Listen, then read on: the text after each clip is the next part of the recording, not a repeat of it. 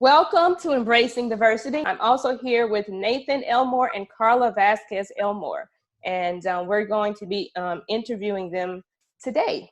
Nathan and Carla, can you give us a little bit of your background story? I know each of you were raised in different countries, different cultures. Tell us a little bit about your story and about how you met each other. Okay. I was born in Mexico. I've been raised in the city, mostly in the city of Monterrey. My dad, he was an engineer and he traveled all around the world with us. We move a lot in Mexico for different states. So be traveling gave me the opportunity to come to Mississippi and meet Nathan. Okay, and this is Nathan here. My father was in the Navy, and he met my mother in England, where he was stationed. And so I have an American father and an English mother. And because of his job, we moved around a good bit. I was born in Japan, actually, but wasn't there long enough to remember anything about that. We lived in Texas and Florida and Pensacola, but we had long stints in the United Kingdom as well, in London and in Scotland. So I got to know all my mother's relatives and family. I came to Mississippi State and went away for law school, but decided I liked Mississippi and came back here and started a law firm where it was just me for a number of years, and met Carla. She had come over to study English. She was already an English speaker, and she was working for Catholic Charities, and I did some things with them from time to time, and so we met one day over there. So one thing that we're doing with this is that we want to look at different aspects of diversity, and marriage is something that a lot of people can relate to. If they can't relate to diversity as a general concept, they can relate to diversity within marriage. And you guys have a unique situation in that you have many different cultures in your background. So in your relationship, you're combining a lot of different cultures. Also, you work together.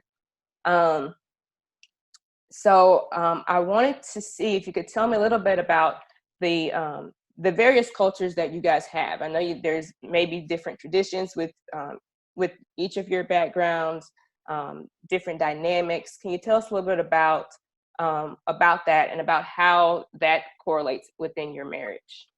So I was lucky in that not only did I have a mother from England, but we had opportunities to live over there.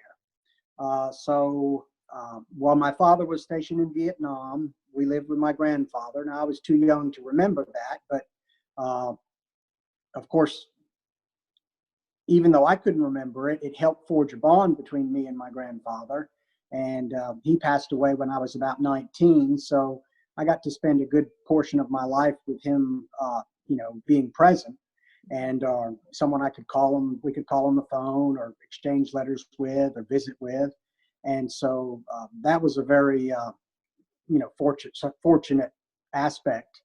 My dad took different stations in Scotland and then in London. So during those periods of time, even though it was possible for me to go to an American school abroad, my mother enrolled me in English schools or in Scottish schools. And so I was going to school with the local kids, actually picking up the accent and everything. So the life we lived while we were over there was, although it wasn't a fully British lifestyle because my father was American, and in terms of my friends and the school I went to and going about with my mother, the type of life we lived wasn't probably that different from the lives of the typical, family or the typical young boy living in those places. Mm-hmm. When I was in London, I was a bit older, 13, 14, 15, right around in there. And London, of course, has the Tube, which is the subway system that goes all through the city. And I was old enough to be able to use the tube and the buses and stuff to go to places like Westminster Abbey and the British Museum and things like that. So I was fortunate that the British heritage that I have from my mother wasn't just a matter of blood running in my veins, but also opportunities I had to go and experience that culture and get to learn that history. Yeah. So, and that's something. I'm still a big soccer fan. I still follow the BBC and read the Guardian news and things like that. So that's still with me to today. I have a follow-up question on that, Nathan, Carla, before you respond.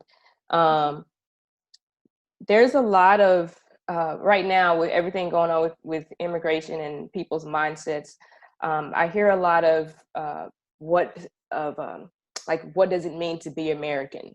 You know, you have to be from America, or you have to speak English, or whatever is the negative connotations within our culture right now. You both have a conglomerate of experiences. Nathan, to you, what does it mean to be American? You've got so many different backgrounds. Right. Well, I am American. Yes. And I'm proud. You know, some of the good things that come to mind are the opportunity that I have had here. I've been able to establish a law firm, and it was I established it on my own and started adding employees, and now I have a partner, and we've been in business together for several years, and we have a lot of employees, and I think that's something that's uniquely available in America, the chance to start your own business. You don't have to necessarily work for someone else. And I'd be hard pressed to say that there's anywhere better to do that. We live in the South, and I think, and we're practicing Catholics, so I feel that we're able to do that without any hindrance. We send our girls to Catholic schools. The people on the whole that we meet are warm and friendly and outgoing, and I think that's a uniquely American characteristic. You would say that the Americans are probably more outgoing than the British. So I think there's a lot of wonderful things about our country. That doesn't mean that if you're just a few generations removed from another place, Mexico, the United Kingdom, Vietnam, whatever the case may be, that you still don't relate to that culture. Right. I like I'm a real fond of reading about British history. I've done a good bit of traveling in Britain. I was able to take my wife and daughters there a few years ago. I still follow, as I said, football, soccer over there. And there's aspects of the British character that I think are very admirable too, in terms of their reserve. If you look at, like, for instance, the law that I'm heavily involved in, that is something in the United States that's descended from Britain. Right. The concept of matters and disputes between people are going to be decided by law, and it's not who's more powerful or who knows the judge and that sort of thing, as it is in a lot of countries. We have a system that certainly isn't always perfect, but I think it's the best system that anybody's come up with, and I'm proud to be, to do my part to try to make it work. And I think that's an example where I can be proud both as an American and someone that's descended from a British person, because the legal system we have reflects well on both of those. Both of my parents, they're Mexicans, and they're from el estado de Jalisco, that they made the tequila over there. My parents, like I said before, for the job that my dad had, he traveled a lot. So we moved from a state to a state to a state. So he had the opportunity to go to Iran, and he take us to live 1 year in Iran. So I was able to experience another culture, another religion. And from there, we went to Germany, and so we experienced another country. And from there, we went back to Mexico. So I was able to experience, beside the Mexican culture, different cultures. And since we were little, we traveled a lot to the United States for visiting, for being tourists, to visit some family. So I always was merged in different cultures. But with our girls, we always trying to teach them the importance about Mexico, Yeah. and that they need to be proud from their background. Many people sometimes they don't see Mexico on one way. There are more deeps. Mexico have so many thick roots that I want that our girls be proud of it. And that's really important. Just, I guess, a side note, when I was in social work, working with people from other countries, that was one of their main concerns, is that my child isn't learning their culture of origin, or isn't able to speak the language. So part of what I ended up doing was, as I was teaching them behavioral concepts and social skill development, I was also incorporating Spanish into that, because it is important. That's heritage. That's like self-definition. How have you guys been able to combine your cultures within your marriage? On the parties. Yeah. Most of our parties and get-togethers with friends or family, we take on a Mexican theme. Mexican food is so good, why not roll with it? There you go. But for example, we mix a lot of stuff. We mix, for example, Easter. We don't celebrate Easter in Mexico.